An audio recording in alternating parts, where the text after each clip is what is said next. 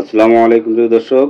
এইমাত্র জানা গেল সাবেক ২ আইজিপির রিমান্ড মঞ্জুর করেছেন মহামান্য হাইকোর্ট। তো আমরা সরাসরি ভিডিওটা দেখব, কারণ ভিডিওটা অত্যন্ত গুরুত্বপূর্ণ হচ্ছে। চলুন ভিডিওটা দেখে আসি। আজকে আপনারা জানেন যে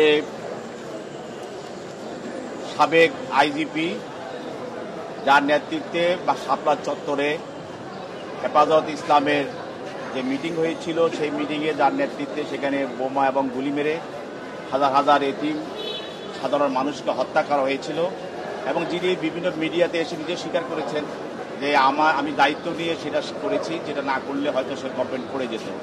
সেই আইজিপি শহীদুল ইসলামকে আজকে বিজ্ঞ আদালতে নিউ মার্কেট থানা একটি হত্যা মামলায় হাজির করা হয়, এবং এই মামলায় আপনারা জানেন যে ওয়াদুদ নামে একজন ব্যবসায়ীকে হত্যা করা হয় পুলিশের গুলিতে।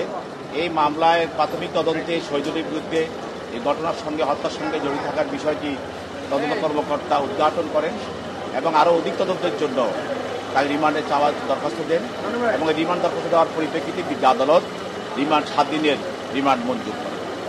আরেকটি মামলায় আপনারা জানেন যে এটা হাজারীবাগ থানা মামলা। এই মামলা একটি অপহরণ মামলা।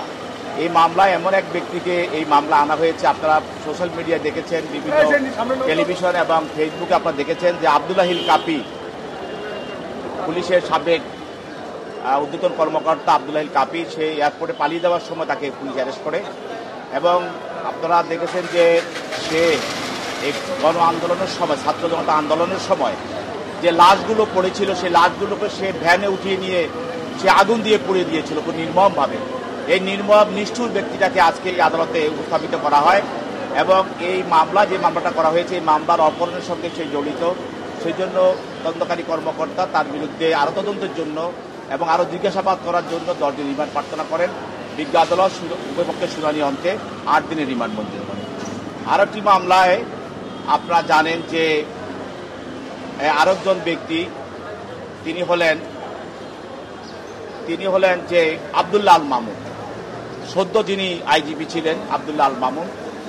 তাকে আর কি হত্যা মামলায়, এটা হলো মোহাম্মদপুর থানার একটা হত্যা মামলায় তাকে আদালতে আনা হয়। এই আজকে আব্দুল্লাহ আল মামুন যখন এই ছাত্র আন্দোলন চলছিল, ছাত্র জনতার আন্দোলন চলছিল, গোটা বৈষম্য বিরোধী আন্দোলন চলছিল, তিনি প্রধানমন্ত্রী কার্যালয়ে গিয়ে তার সঙ্গে শলা-পরামর্শ করে এবং সেখান থেকে বের হয়ে আসে। তিনি তার অফিসে সাংবাদিকদের সামনে এবং টেলিভিশনে বিভিন্ন মিডিয়াতে তিনি বলেছেন যে কঠোর হস্তে এই আন্দোলনকে দমন করা হবে, এবং এও বলেছেন যে দেখামাত্র গুলি করা হবে কেউ যদি এই আন্দোলনে শরিক হয়।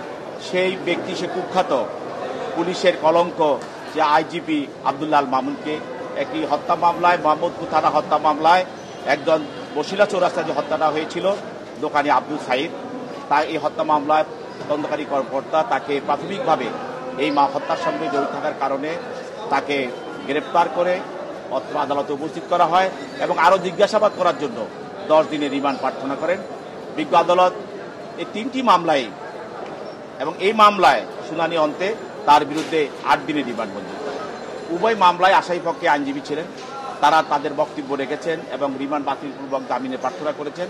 বিজ্ঞ আদালত উভয় পক্ষের বক্তব্য শোনার পরে আসামিদের বিরুদ্ধে রিমান্ড মঞ্জুর করেন।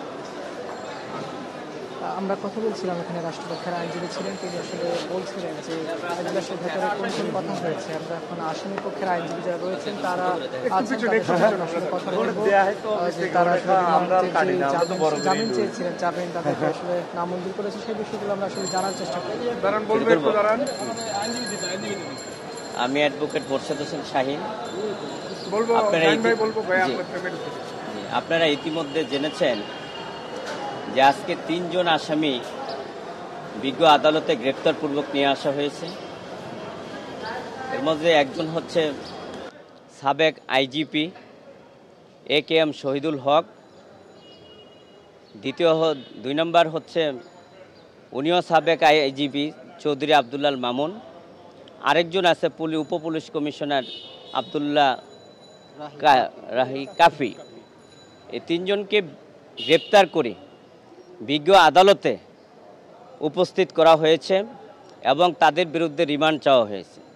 আপনারা জানেন যে 3 জন আসামি বাংলাদেশ পুলিশের শীর্ষ কর্মকর্তা ছিলেন। AKM শহীদুল হক উনি মুক্তিযোদ্ধা ছিলেন। উনি পুলিশের IGP থাকাকালীন সময়ে অত্যন্ত দক্ষতার সাথে দেশে বিদেশে উনি দায়িত্ব পালন করেছেন এবং আজকে যে এই পুলিশ বাহিনী অত্যন্ত শৃঙ্খল বাহিনী এবং জনগণের সেবক হয়েছে, সেটা AKM শহীদুলের হাত ধরেই সেটা অগ্রগতি হয়েছে। আপনারা আরও জানেন, এই শহীদুল হকের নেতৃত্বেই বাংলাদেশের পুলিশের যে উন্নয়ন এবং ডেভেলপমেন্ট এবং মানুষের দ্বারগোড়ায় সে সেবা পৌঁছে দিতে সক্ষম হয়েছে।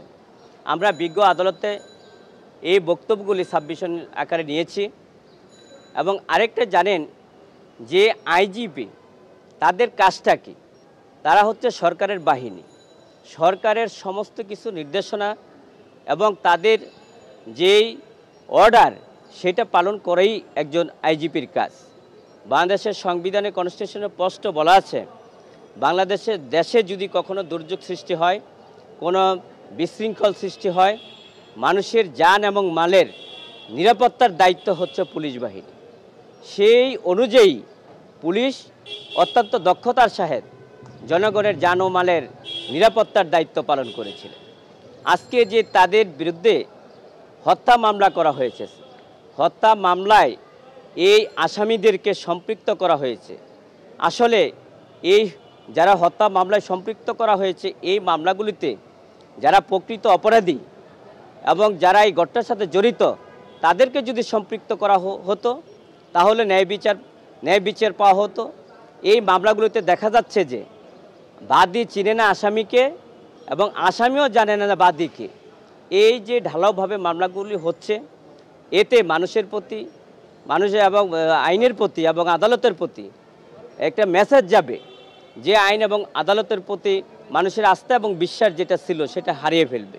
আমরা বিজ্ঞ আদালতে বলেছি যে AKM শহীদুল হক এই ধরনের ঘটনার সাথে উনি কোনো সম্পৃক্ত না, এই ঘটনার সাথে উনি কিছুই জানেন না বা ঘটনার উনি উপস্থিত ছিলেন না। বিজ্ঞ আদালতে উনি আয়ুষ 10 দিন রিমান্ড চেয়েছিল, উনি 7 দিন মঞ্জুর করেছেন। এবং চৌধুরী আবদুল্লাহ মামুন ওনার বিরুদ্ধে 10 দিন রিমান্ড চাওয়া হয়েছিল, 8 দিন রিমান্ড মঞ্জুর করেছে। এবং আবদুল্লাহ রাহি কাফি ওনার বিরুদ্ধে রিমান্ড চাওয়া হয়েছিল, 8 দিন রিমান্ড মঞ্জুর করে হয়েছে। আমরা বিজ্ঞ আদালতে বলেছি যে রিমান্ড নেওয়ার মতন এবং তাদের জিজ্ঞাসাবাদ করার মতন এই যে আয়ুষ ফরওয়ার্ডিং দিয়েছে, ফরওয়ার্ডিংয়ে কোথাও ওনার বিরুদ্ধে কোনো সুনির্দিষ্ট কোনো অভিযোগ নাই। কারণ হত্যা মামলায় সুনির্দিষ্ট অভিযোগ ছাড়া কোনো রিমান্ড হয় না। আমরা বিজ্ঞ আদালতের সাবমিশনগুলো রেখেছি যে যে মামলাগুলি হচ্ছে ঢালাওভাবে, এই মামলাগুলোতে ভবিষ্যৎ কী এবং ভবিষ্যৎ যদি না থাকে তাহলে বাদী ক্ষতিগ্রস্ত হবে এবং প্রকৃত বিচার পাবে না এবং মানুষের যে আস্থা এবং বিশ্বাস আছে আদালতের প্রতি সেটা হারিয়ে ফেলবে। তখন বিজ্ঞ আদালত আমরা রিমান্ড বাতিলপূর্বক আমরা জামিন চেয়েছি। বিজ্ঞ আদালত উভয় পক্ষের শুনানি আনতে ওনারা রিমান্ড 7 দিন এবং 2 জনের 8 দিন করে রিমান্ড মঞ্জুর করেছেন এবং জামিন নামঞ্জুর করেছেন। প্রিয় দর্শক, আপনারা কি মনে করেন তারা তাদের অপরাধের ফল ভোগ করবে? যদি আমাদের ভিডিওটা ভালো লাগে প্লিজ একটি সাবস্ক্রাইব করে দেবেন। সে পর্যন্ত ভালো থাকবেন। আল্লাহ হাফেজ।